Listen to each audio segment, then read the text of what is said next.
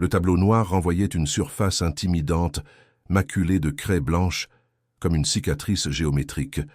Au centre, l'équation s'étirait, complexe, ses symboles mathématiques se tordant en une arabesque illisible pour la plupart. Une flèche acérée, tracée par le professeur Moreau, pointait directement vers le jeune Arthur, statufié devant ses camarades, le dos voûté par le poids de tous ses regards. La classe retenait son souffle, les rires étouffés, mais les murmures, eux, continuaient de s'échapper, cinglants comme de fines aiguilles. Chaque bruit, chaque frôlement de cartable résonnait dans les oreilles d'Arthur avec une acuité douloureuse, transformant la salle de classe en une chambre d'écho assourdissante. Le professeur Moreau, massif, les bras croisés sur sa chemise à carreaux, son regard perçant figé sur Arthur, attendait. Son silence n'était pas une invitation à la réflexion, mais une forme d'exécution lente, une mise à mort sociale orchestrée devant une audience captive. Arthur fixait le tableau, non pas l'équation elle-même, mais la texture de la craie, ses minuscules aspérités, les résidus de poudre fine qui flottaient encore dans l'air, imperceptibles pour les autres. Son cerveau, lui, cataloguait chaque détail, chaque reflet de lumière sur la surface terne, tentant de trouver un sens à ce chaos visuel et sonore qui l'assaillait. Un élève ricana, un son sec et aigu qui percuta Arthur comme une pierre lancée. Il ne réagit pas extérieurement, mais son monde intérieur vacilla. Ses mains, invisibles, étaient serrées dans les poches de son pantalon, ses ongles s'enfonçant légèrement dans la paume de ses mains, un ancrage silencieux dans la tempête émotionnelle qui le submergeait. La chaleur montait à son cou, une sensation désagréable, tandis que son visage restait impassible, comme sculpté dans le marbre. Il sentait les yeux brûlants de ses camarades sur lui, percevant leur curiosité mêlée de moquerie, leur attente d'une défaite annoncée, et ce poids l'écrasait davantage. Moreau, d'une voix grave et posée, rompit le silence. « Alors, Arthur, toujours dans la lune? Cette équation est pourtant digne d'un élève de votre niveau, n'est-ce pas? Ou peut-être n'êtes-vous pas à la hauteur de la tâche ?» Chaque mot était un coup de marteau, résonnant avec une ironie mordante dans l'acoustique médiocre de la salle. Le professeur, visiblement agacé par l'immobilité d'Arthur, s'avança d'un pas, son ombre projetée sur le tableau, recouvrant l'équation comme un voile sombre. La tension était palpable, lourde, suffocante. Arthur, lui, était ailleurs, ses pensées s'éloignant des symboles arithmétiques, pour se concentrer sur l'odeur du détergent qui imprégnait le sol, un parfum chimique et entêtant qui envahissait ses narines, lui rappelant les couloirs froids de l'école, le matin. Il tentait de se raccrocher à cette sensation familière, de s'y blottir, pour échapper à l'humiliation qui le submergeait. Ses yeux pourtant scannèrent la formule, non pas pour la résoudre consciemment, mais pour y trouver un motif, une symétrie cachée, une mélodie mathématique que son esprit percevait de manière intuitive, bien au-delà de la simple logique. Moreau soupira, un souffle las mais chargé de déception, un son qui traversa la pièce et se planta comme un couteau dans le cœur d'Arthur. « Je vois que je vous surprends, Arthur. Ou peut-être est-ce moi qui suis surpris par votre passivité. » Le mot « passivité » résonna comme une sentence, un jugement définitif sur son incapacité perçue. La sonnerie, ce bourdonnement strident et libérateur de la fin de la récréation, semblait si lointaine, si inaccessible. Arthur resta planté là, immobile, le poids du monde sur ses épaules, figé dans cette scène d'injustice, un prisonnier silencieux de son propre esprit.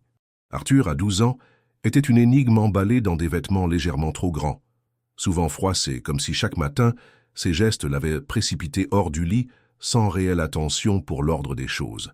Ses cheveux bruns, coupés courts mais indomptés, formaient une sorte de casque terne autour d'un visage pâle, souvent tourné vers l'intérieur. Ses yeux, d'un bleu profond, étaient à la fois perçants et lointains, comme s'ils observaient un monde que lui seul pouvait distinguer, un kaléidoscope de formes et de lumière que les autres ne faisaient que deviner.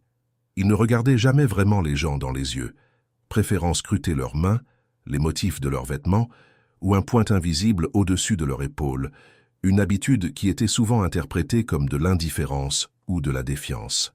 Son corps était fin, presque frêle, et ses mouvements, lorsqu'il se déplaçait, manquaient parfois de fluidité comme un automate légèrement désynchronisé. Ses mains étaient souvent agitées de tics nerveux, frottant sans cesse ses pouces contre ses index, un mouvement répétitif et apaisant qu'il effectuait inconsciemment, surtout lorsqu'il était soumis à un stress ou à une surcharge sensorielle. Ce geste discret mais constant était son seul réconfort visible dans un environnement qu'il percevait comme agressif, bruyant et imprévisible. Il avait cette façon de se recroqueviller sur lui-même, de se faire le plus petit possible, comme pour disparaître du champ de vision de tous. Dans sa tête, le monde était une immense base de données, chaque information méticuleusement classée, étiquetée, analysée. Un mot prononcé résonnait dans son esprit en une série de sons complexes, de fréquences, de résonances. Un visage n'était pas seulement un ensemble d'expressions, mais une symphonie de micro-mouvements musculaires, de légères rougeurs, de variations de la taille des pupilles. Cette hyperperception, si elle lui conférait une compréhension singulière du monde, était aussi une source constante d'épuisement, transformant la vie quotidienne en une avalanche ininterrompue de stimuli qu'il peinait à filtrer et à organiser. Les bruits ordinaires de la salle de classe, le grincement d'une chaise, le froissement d'un cahier, les chuchotements étouffés, étaient pour lui une cacophonie assourdissante, des attaques constantes contre son système auditif ultra-sensible. C'est pourquoi il se figeait, se repliait pour minimiser cette agression sensorielle. Il se réfugiait dans ses pensées, où les nombres dansaient avec une élégance parfaite, les motifs géométriques se formaient avec une logique implacable, et les équations complexes se résolvaient d'elles-mêmes, comme des énigmes qui se dénouaient dans le silence apaisant de son esprit. C'était là son véritable refuge, son sanctuaire. Il portait un intérêt profond et quasi obsessionnel aux cartes géographiques, au point de mémoriser les capitales, les fleuves et les chaînes de montagnes de tous les pays du monde, avec une précision étonnante. Ce n'était pas une simple collection de faits, mais une manière de construire un ordre, de comprendre les interconnexions, de maîtriser un monde qui, à l'extérieur, lui paraissait chaotique et imprévisible. Chaque ligne, chaque couleur sur une carte était une source de fascination, une invitation à explorer des territoires inconnus sans jamais avoir à quitter la sécurité de sa chambre ou de son esprit. Son autisme, jamais explicitement nommé par les adultes qui l'entouraient, mais toujours sous-entendu par des murmures ou des regards embarrassés, était une part intrinsèque de qui il était, pas une maladie à guérir. C'était la lentille à travers laquelle il voyait le monde, la mélodie qui accompagnait ses pensées, la logique qui structurait son être. Il ne cherchait pas à être différent, il l'était, et cette différence, qui était pour d'autres une source d'incompréhension et d'exclusion, était pour lui la source d'une richesse intérieure insoupçonnée, d'une intelligence vive et d'une sensibilité exacerbée qu'il gardait précieusement cachée, loin des jugements et des attentes du monde extérieur. L'école Sainte-Marie, bâtie dans les années 70, portait le poids des décennies sur ses murs de briques rouges, fissurés par endroits, comme les rides sur un visage fatigué. Ses couloirs, éclairés par des néons jaunâtres, résonnaient des cris d'enfants, un chaos sonore amplifié par les dalles de lino usées et les casiers métalliques qui grondaient à chaque fermeture. C'était un établissement public de province, ancré dans un quartier populaire, où les ressources étaient limitées et la pédagogie, souvent, se limitait à la transmission de savoirs standardisés. L'individualité, la différence, y étaient aperçues comme des anomalies, des perturbations dans un système conçu pour la masse, l'uniformité. Monsieur Moreau, le professeur de mathématiques, incarnait cette rigidité. La cinquantaine passée, il avait derrière lui des décennies d'enseignement, une carrière forgée dans le moule d'une pédagogie frontale et exigeante. Pour lui, les mathématiques étaient une discipline de fer, sans fioriture, où chaque élève devait s'adapter à la méthode, et non l'inverse. Il voyait Arthur comme un enfant lunatique, dispersé, un élève qui, malgré des flashs de génie occasionnels, refusait de se plier aux règles, de s'intégrer à la cadence collective. Son agacement n'était pas malveillant, mais le fruit d'une incompréhension profonde, d'une incapacité à saisir la logique différente qui animait Arthur. La directrice, Madame Dubois, incarnait une forme de bienveillance teintée de résignation. Elle avait le visage marqué par les responsabilités, les budgets serrés, les plaintes des parents et le manque de personnel. Elle savait qu'Arthur était différent, avait consulté des rapports psychologiques éparses, mais face à l'ampleur des besoins et la rareté des outils adaptés, elle se sentait impuissante. Sa solution se résumait souvent à demander au professeur d'être plus patient, une directive vague et insuffisante qui ne changeait rien à la réalité quotidienne d'Arthur, ni aux préjugés qui persistaient dans la salle des profs. À la maison, la situation n'était guère plus simple. Les parents d'Arthur, ouvriers, vivaient avec la peur constante de ne pas être à la hauteur, de ne pas comprendre ce fils si particulier.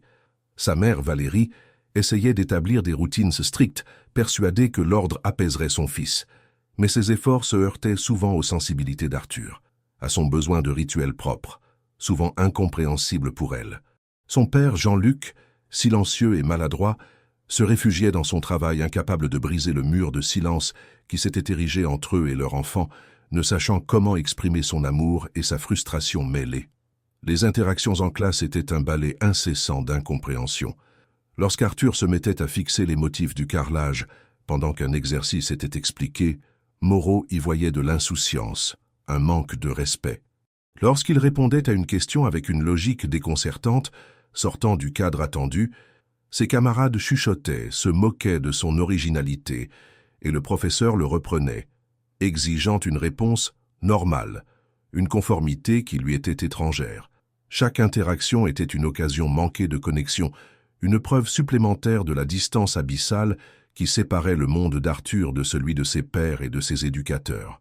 Le système scolaire, conçu pour une majorité, devenait une prison pour les esprits singuliers comme celui d'Arthur.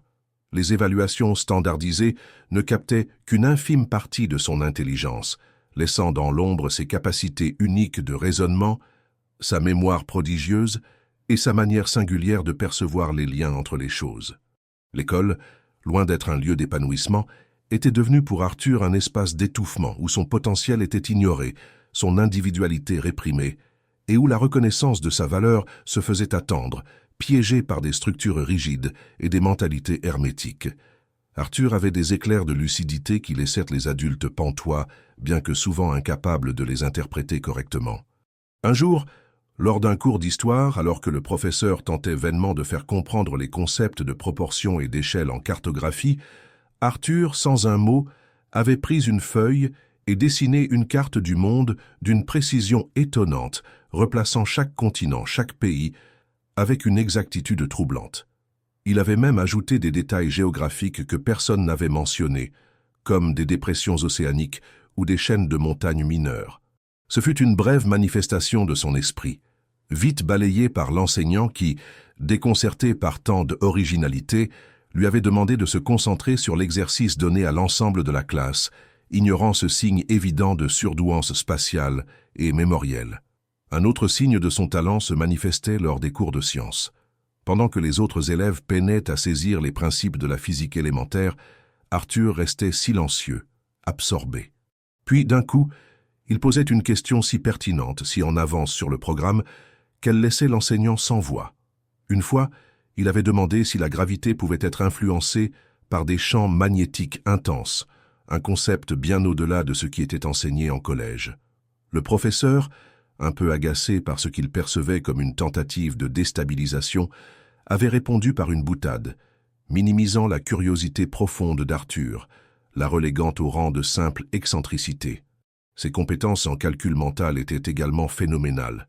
Face à des problèmes mathématiques complexes, tandis que ses camarades sortaient leurs calculatrices, Arthur restait immobile, ses yeux fixant un point invisible.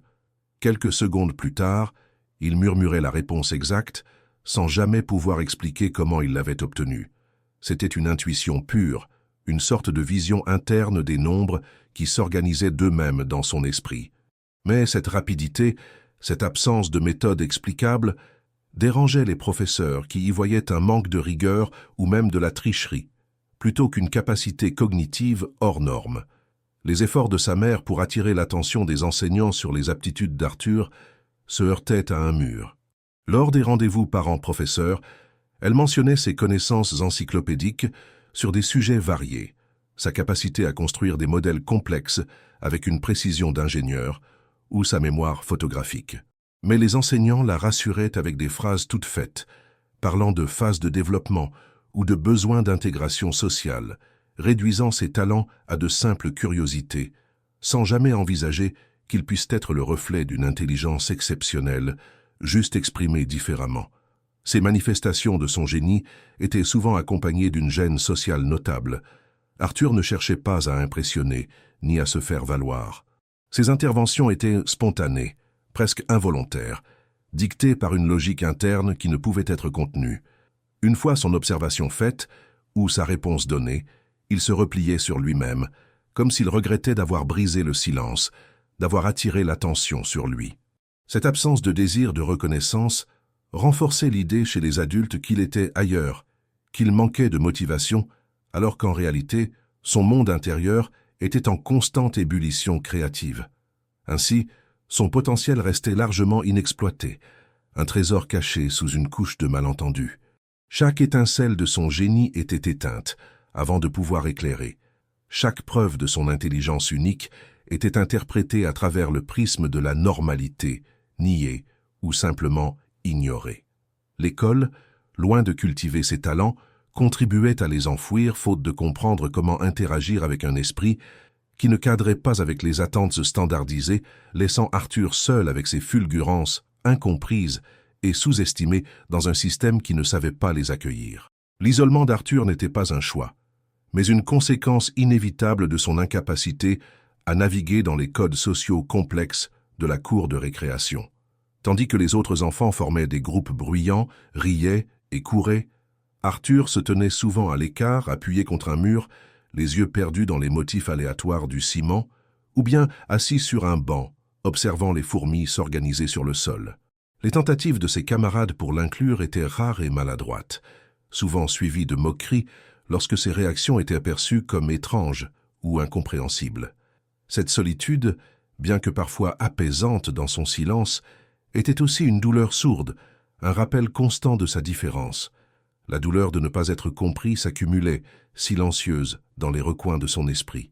Chaque regard dérouté, chaque soupir agacé, chaque rire étouffé était une petite piqûre qui s'ajoutait aux précédentes, formant une constellation de souffrances invisibles. Arthur avait appris à masquer ses émotions, à ériger un mur d'impassibilité pour se protéger. Mais derrière cette façade, son monde intérieur était un tourbillon de sensations intenses, d'émotions brutes qu'il ne savait comment exprimer et qui se manifestaient parfois par des rituels auto-apaisants, comme le balancement léger ou le frottement de ses doigts.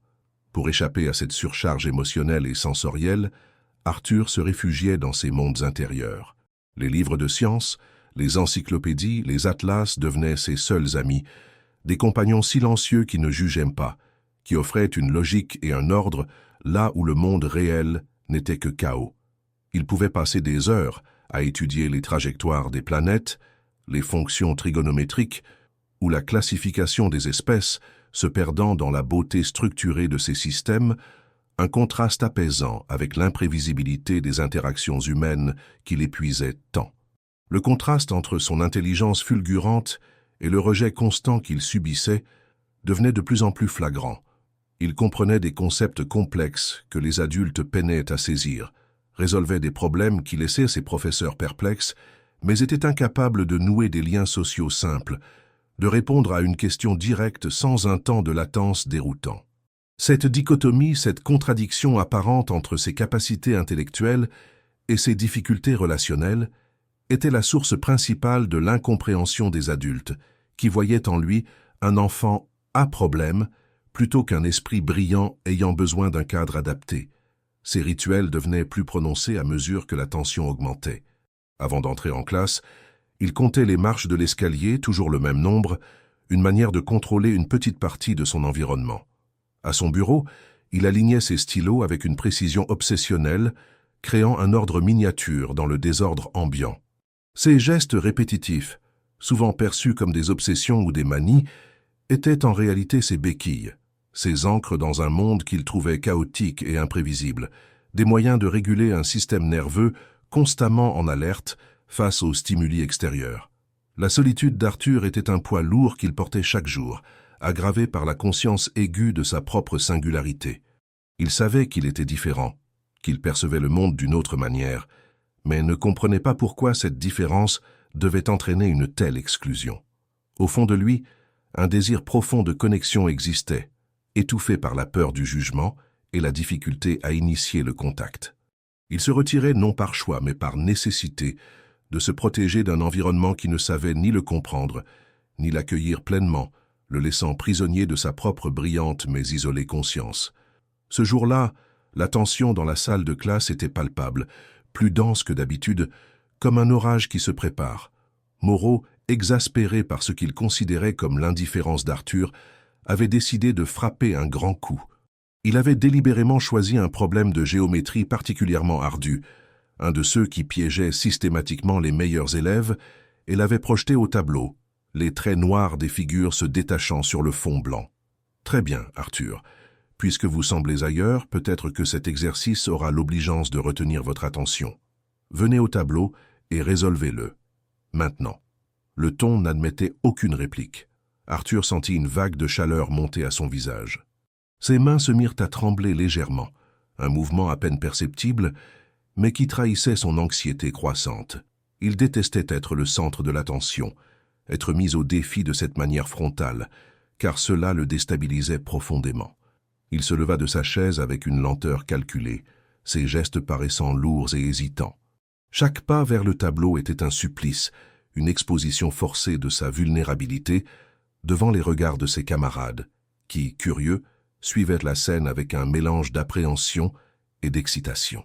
Arrivé devant le tableau, Arthur attrapa la craie, son contact rugueux et sec lui procurant une sensation désagréable. Il resta figé, le dos tourné à la classe, les yeux rivés sur le problème. Le silence devint assourdissant, amplifié par les battements précipités de son propre cœur. Les chuchotements avaient cessé, remplacés par une attente collective. Moreau, les bras croisés, un sourire à peine esquissé sur les lèvres, savourait ce moment, convaincu qu'Arthur allait enfin être confronté à son incapacité à s'adapter, à sa prétendue négligence.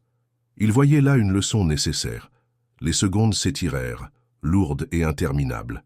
Arthur ne bougeait pas. Les moqueries, d'abord silencieuses, commencèrent à monter. Un élève toussa, un autre renifla bruyamment. Des rires étouffés se firent entendre. L'humiliation se frayait un chemin, insidieuse et cruelle. Moreau, perdant patience, tapa du pied. « Alors, Arthur, on attend un miracle? Ou allez-vous enfin admettre que vous n'avez pas écouté ?» Sa voix, pleine d'ironie, porta le coup de grâce à la dignité déjà fragile du jeune garçon. Arthur serra la craie dans sa main, son corps se raidissant. Ses yeux balayèrent l'équation, non pas pour chercher une solution dans l'urgence, mais pour décomposer les formes, les lignes, les angles. Son esprit, malgré la pression, cherchait un motif, une symétrie cachée, une logique intrinsèque que seul lui pouvait percevoir. La peur le submergeait, mais au plus profond de lui, une autre force commençait à se manifester, une résistance silencieuse à l'injustice, la nécessité de faire entendre sa vérité, même si elle devait s'exprimer de manière inattendue. L'air vibrait de la tension accumulée. Le professeur Moreau s'apprêtait à intervenir de nouveau, à humilier Arthur devant toute la classe pour clore cette séquence qu'il avait lui-même orchestrée. C'était un point de non-retour, un moment où la situation semblait désespérée pour Arthur, coincé entre l'attente moqueuse de ses pairs et l'autorité implacable de son professeur. La scène était figée, chargée d'une émotion brute, prête à basculer vers une humiliation totale ou contre toute attente vers un renversement surprenant porteur d'une révélation inattendue. Alors que les rires commençaient à gronder et que Moreau ouvrait la bouche pour un commentaire cinglant, quelque chose changea dans le regard d'Arthur. Son corps, jusque-là figé, se détendit imperceptiblement. Son regard, qui semblait absent, se posa sur l'équation avec une intensité nouvelle, une concentration absolue. Le bruit de la classe, qui l'avait assailli jusque-là, s'estompa, remplacé par un silence interne profond, un espace où les nombres et les figures prenaient une clarté limpide. Il ne voyait plus un problème, mais un ensemble de relations, une structure élégante qui se révélait à lui, non par calcul, mais par une compréhension intuitive et fulgurante. Sans un mot, Arthur leva la craie et commença à écrire. Ses gestes, d'abord hésitants, devinrent plus fluides, plus assurés. Il ne traça pas les étapes de résolution habituelles, celles que Moreau enseignait avec tant de rigueur. Au lieu de cela, il écrivit une série de chiffres, de symboles, de fractions, non pas de manière linéaire, mais en dessinant des connexions, des flèches, des parenthèses imbriquées qui semblaient, aux yeux non avertis, une sorte de gribouillis complexe. C'était sa propre logique visuelle, une représentation spatiale du problème tel qu'elle se manifestait dans son esprit, un cheminement non conventionnel, mais d'une exactitude parfaite. Les premiers murmures de moquerie s'éteignirent. Les élèves, intrigués par cette écriture singulière, se penchaient en avant, essayant de déchiffrer ce qui s'affichait sur le tableau. Le professeur Moreau, d'abord incrédule, puis visiblement agacé, s'apprêtait à l'interrompre, à lui ordonner de reprendre la méthode enseignée. Mais quelque chose dans l'assurance tranquille d'Arthur, dans la précision presque mécanique de ses gestes, le retint. Une intuition, infime mais persistante, lui souffla d'attendre, de laisser le garçon aller au bout de son étrange démonstration. Arthur termina. Il avait rempli une bonne partie du tableau, des chiffres et des symboles s'entremêlant en une toile complexe pour arriver à un résultat final, inscrit en grand encadré d'un trait épais. Il posa la craie, fit un léger pas en arrière et ses yeux pour la première fois se posèrent sur le professeur Moreau, un regard sans attente, sans défi, juste une pure expression d'accomplissement, une œuvre silencieuse achevée. Le silence était redevenu complet, mais cette fois il n'était pas lourd de mépris mais chargé d'une stupéfaction collective. Moreau s'approcha lentement du tableau. Ses yeux balayèrent la solution d'Arthur, revenant plusieurs fois sur certains passages, son front se plissant de concentration. Il sortit sa propre calculatrice, refit les calculs, vérifia chaque étape avec une prudence grandissante. Il cherchait l'erreur, la faille, la raison de cette absurdité apparente mais ne trouvait rien. Au contraire, chaque vérification ne faisait que confirmer l'exactitude du résultat, la justesse de chaque fraction, de chaque variable, malgré une méthode qui lui était totalement étrangère, presque alien. Finalement, il recula d'un pas, son visage pâle.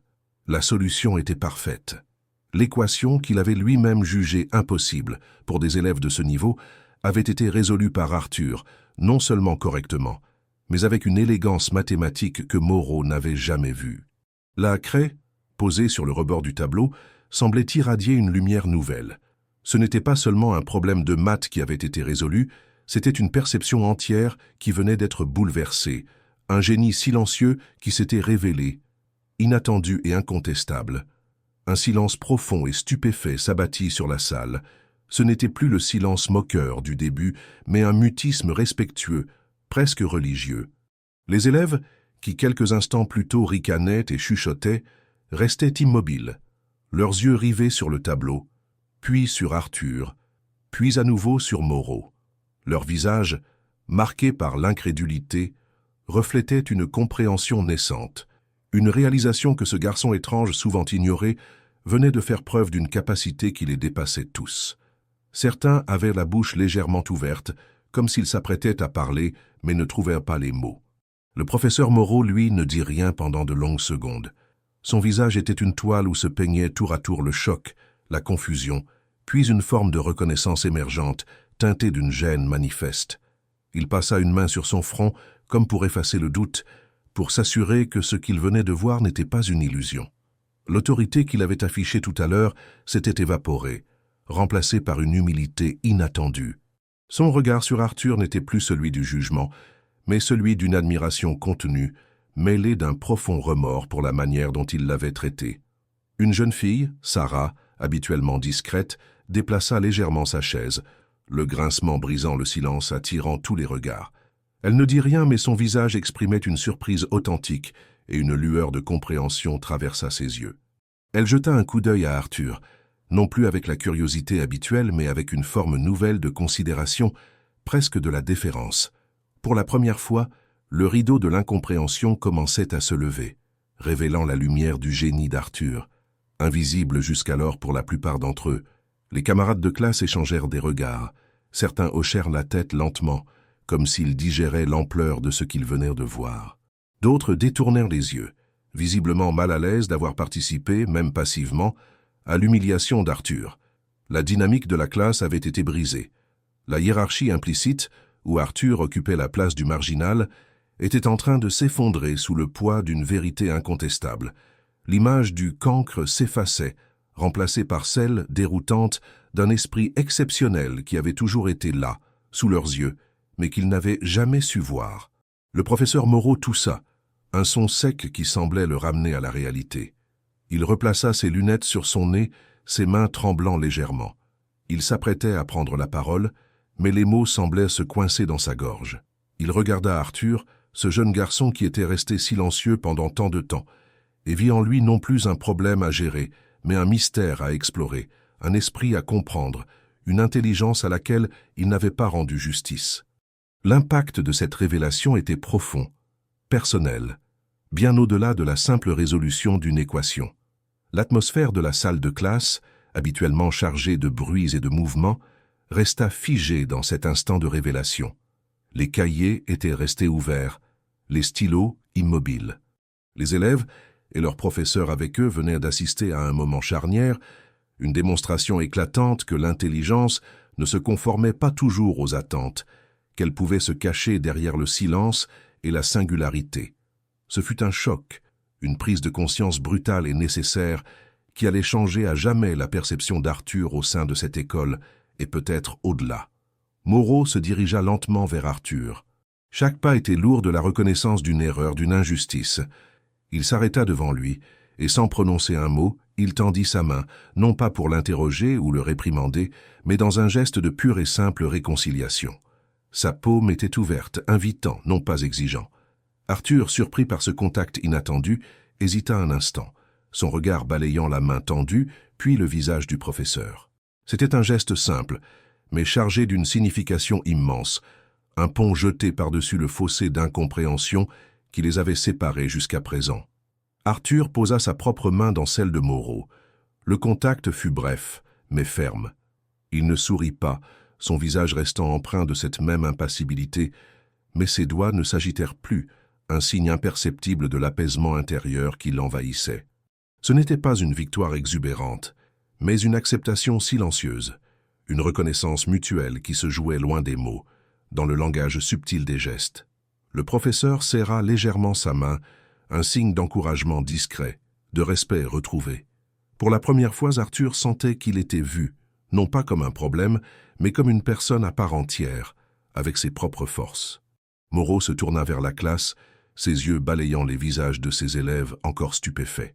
Sa voix, habituellement si autoritaire, était douce, presque contrite. Arthur vient de nous montrer une manière de penser différente et incroyablement efficace. J'avoue que je n'avais pas saisi l'étendue de ses capacités. Les mots étaient simples, sans fioriture, mais leur sincérité résonnait dans la pièce. C'était une admission d'erreur publique, un acte d'humilité qui marquait un tournant dans la perception collective d'Arthur au sein de l'école.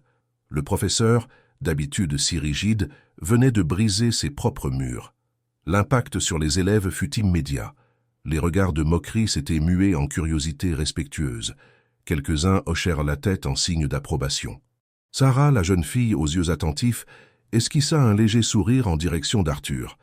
Un sourire timide mais sincère, une invitation muette à une nouvelle forme d'interaction.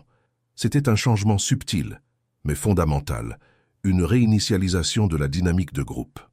Arthur n'était plus le paria, mais celui qui avait étonné, celui dont le talent venait d'éclater au grand jour, forçant chacun à reconsidérer ses préjugés. Après la cloche libératrice, Moreau retint Arthur quelques instants. Il ne lui parla pas de l'équation, mais de sa méthode, de cette capacité à visualiser les problèmes d'une manière unique. « Arthur, j'aimerais que nous puissions discuter plus en détail de la façon dont vous voyez les choses, peut-être après les cours ou la semaine prochaine. » C'était une proposition, non une contrainte, une ouverture. Arthur hocha la tête, un accord silencieux. Il n'avait pas besoin de plus. Le professeur avait compris l'essentiel. Il y avait un monde en lui qui méritait d'être exploré, non pas étouffé. Le professeur Moreau, pour la première fois, sentait le poids de ses propres certitudes s'alléger. Il réalisa qu'il avait jugé trop vite, qu'il avait manqué de patience et de curiosité. Ce geste de respect envers Arthur, cette main tendue, n'était pas seulement pour l'élève, mais aussi pour lui-même, une manière de réparer une injustice et d'ouvrir son propre esprit à d'autres formes d'intelligence. Le changement était amorcé, un pas fragile mais décisif vers une reconnaissance tardive, mais profondément significative du potentiel inattendu d'Arthur et de la valeur de sa différence. En rentrant à la maison, le silence d'Arthur était différent. Ce n'était plus un silence d'isolement ou de repli forcé, mais une quiétude méditative, une absorption dans les événements de la journée. Il ne raconta rien à ses parents, se contentant de hocher la tête quand sa mère lui demanda comment s'était passée l'école. Ses parents, habitués à son mutisme, ne s'inquiétèrent pas outre mesure, ne décelant pas la transformation qui avait eu lieu en lui. Pour Arthur, les mots étaient superflus. La vérité de ce qui s'était passé résidait dans le sentiment, une chaleur nouvelle qui se diffusait en lui. Une fois dans sa chambre, Arthur ne se jeta pas sur ses cartes ou ses livres. Au lieu de cela, il s'assit sur son lit, les jambes croisées, et regarda par la fenêtre. Le ciel, teinté des couleurs du crépuscule, offrait un spectacle de nuances qu'il percevait avec une acuité particulière. Chaque dégradé de violet, de rose, d'orange, était une note dans une symphonie visuelle. Ses sens, habituellement en alerte face à l'agression extérieure, étaient maintenant apaisés, réceptifs à la beauté simple du monde, comme s'ils avaient été recalibrés par l'événement de l'après-midi. Il pensa à la main du professeur Moreau, à sa chaleur, à la surprise qu'il avait ressentie. C'était la première fois qu'un adulte, en dehors de ses parents, lui tendait la main avec autant de sincérité, sans jugement, sans attente. Ce geste, plus que la résolution de l'équation, avait résonné en lui. Il avait ouvert une brèche dans le mur de méfiance qu'il avait érigé autour de lui. Une graine de confiance, fragile mais réelle, venait d'être plantée, apportant un peu de lumière dans son monde intérieur souvent sombre et tourmenté. Une légère angoisse, habituelle compagne de ses soirées, ne se manifesta pas. Au lieu de cela, une sensation d'apaisement se répandait. Il se sentait moins seul, moins incompris. Le fardeau de sa différence, ce poids qu'il portait chaque jour, s'était allégé, ne serait-ce que pour un instant. Il réalisa que la reconnaissance pouvait venir, qu'elle n'était pas une chimère lointaine, et que parfois, même les personnes les plus rigides pouvaient changer leur perception et voir au-delà des apparences, au-delà des préjugés. Ces rituels, habituellement des bouées de sauvetage dans l'océan de son anxiété, lui parurent ce soir-là moins nécessaires.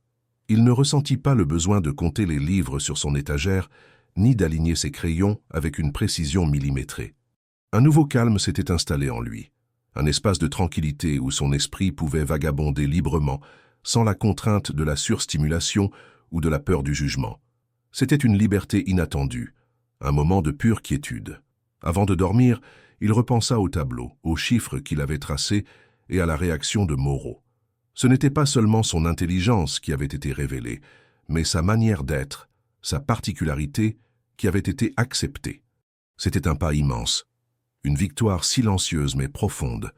Le chemin serait encore long, il le savait intuitivement, mais une porte s'était ouverte, et le sentiment d'espoir, délicat et précieux, commençait à germer en lui, promesse d'un avenir où sa singularité pourrait enfin être une force, non plus une faiblesse. Le lendemain, le changement d'atmosphère à l'école fut subtil, mais perceptible. Dans les couloirs, les regards sur Arthur n'étaient de plus empreints de curiosité moqueuse, mais d'une sorte de respect nouveau, teinté de perplexité. Des chuchotements s'élevaient encore à son passage, mais cette fois-ci, ils concernaient son talent, sa façon de calculer extraordinaire. Les élèves se montraient plus prudents, plus hésitants à le taquiner, comme s'ils avaient pris conscience d'une profondeur insoupçonnée chez ce garçon qu'ils avaient trop longtemps sous-estimé et réduit à sa seule différence. En classe, le professeur Moreau adopta une nouvelle approche avec Arthur. Il ne le mit plus sous les projecteurs de manière agressive, mais le sollicita avec plus de douceur, en lui posant des questions qui stimulaient sa réflexion sans le mettre en difficulté sociale. Il intégrait des problèmes plus complexes au programme, ceux qui autorisaient des solutions non conventionnelles, espérant ainsi encourager la singularité d'Arthur plutôt que de la réprimer. Il ne s'agissait pas de le privilégier, mais de lui offrir un cadre où son intelligence atypique pouvait s'exprimer sans entrave. Madame Dubois, la directrice, fut informée par Moreau de l'incident et de la révélation. Intéressée par ce revirement, elle convoqua les parents d'Arthur pour une discussion plus approfondie. Elle proposa de mettre en place des aménagements spécifiques, d'explorer des ressources pédagogiques adaptées aux enfants à haut potentiel et neuroatypiques, une démarche qui jusqu'alors lui avait paru hors de portée. Ce n'était pas une solution miracle, mais la reconnaissance institutionnelle que le système devait s'adapter à Arthur, et non l'inverse, une première étape essentielle. Dans la salle des professeurs, les discussions sur Arthur prirent une autre tournure. Les commentaires négatifs sur son manque d'attention ou sa distraction firent place à des interrogations sur la manière de mieux comprendre et d'intégrer les élèves ayant des modes de pensée différents. Certains enseignants commencèrent à remettre en question leurs propres méthodes, à s'interroger sur la rigidité de leurs évaluations. Une graine de réflexion sur la neurodiversité, jusque-là inexistante, commençait à germer dans l'esprit collectif du corps enseignant, ouvrant la voie à des approches plus inclusives. Les parents d'Arthur, d'abord sceptiques, commencèrent à entrevoir un espoir. La mère d'Arthur, Valérie, se sentit validée dans ses observations, ses intuitions maternelles sur le génie de son fils enfin reconnu par l'institution scolaire. Le père, Jean-Luc, un peu dépassé mais visiblement soulagé, commença à s'intéresser davantage aux particularités d'Arthur, posant des questions plus ouvertes, cherchant à comprendre son monde. Cette reconnaissance extérieure permit à la famille de se sentir moins isolée, de trouver un nouveau chemin vers la compréhension et le soutien mutuel. La communauté scolaire, dans son ensemble, commença à opérer une lente mais nécessaire mutation. La performance d'Arthur n'était pas un événement isolé, mais un catalyseur qui révélait la nécessité d'une réflexion plus profonde sur la diversité des intelligences et les échecs du système à les accueillir. Les premières graines d'une transformation étaient plantées, annonçant une évolution possible vers une école plus flexible, plus humaine, capable de voir au-delà des apparences et de valoriser chaque forme d'intelligence, même la plus inattendue, comme celle d'Arthur. Arthur, lui, continuait son chemin imperturbable. Les regards changés, les questions plus respectueuses, les tentatives d'approche de certains camarades ne modifièrent pas fondamentalement son comportement. Il ne cherchait pas la gloire ni la popularité. Sa quête était ailleurs, dans la compréhension du monde qui l'entourait, dans la beauté des nombres et la logique des systèmes. Le léger apaisement qu'il ressentait était le plus grand des cadeaux. La confirmation silencieuse que sa place existait, même si elle restait singulière, hors des sentiers battus de la normalité. Un après-midi, il fut surpris de voir Sarah, la jeune fille qui avait souri, l'attendre à la sortie des cours. Elle ne dit rien de particulier, juste un simple « Salut, Arthur ».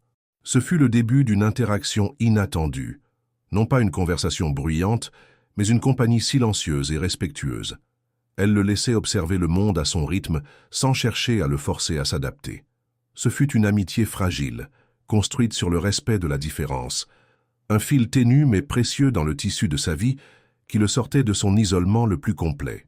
Le professeur Moreau, conscient de son rôle, se mit à lire des ouvrages sur la neurodiversité et la surdouance.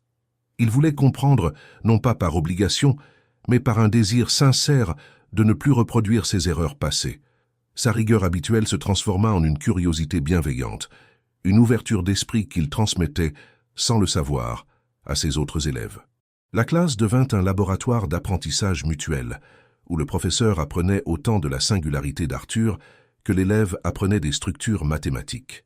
L'histoire d'Arthur ne fut pas celle d'une intégration parfaite, ni d'une résolution complète de ses défis. Les difficultés persistaient, les surcharges sensorielles étaient toujours là, et le besoin de ces rituels apaisants demeurait. Mais quelque chose de fondamental avait changé, le regard des autres. Il n'était plus perçu comme un étranger à corriger, mais comme un esprit à célébrer, un potentiel à cultiver. Cette reconnaissance était la clé qui avait fait basculer son monde, ouvrant des portes là où il n'y avait eu que des murs. La lutte pour l'inclusion et la compréhension était loin d'être terminée, pour Arthur comme pour d'autres enfants comme lui. Cependant, cette journée avait marqué un jalon important. Elle avait montré que l'intelligence se manifestait sous des formes multiples, souvent insoupçonnées, et que la véritable sagesse résidait dans la capacité à voir au-delà des apparences, à embrasser la diversité des esprits. Le système éducatif avait été ébranlé, forcé de se regarder en face, et les premières étapes d'une adaptation nécessaire avaient été franchies. Arthur, le jeune garçon aux yeux rêveurs et à l'esprit brillant, continuait à regarder le monde avec sa logique unique.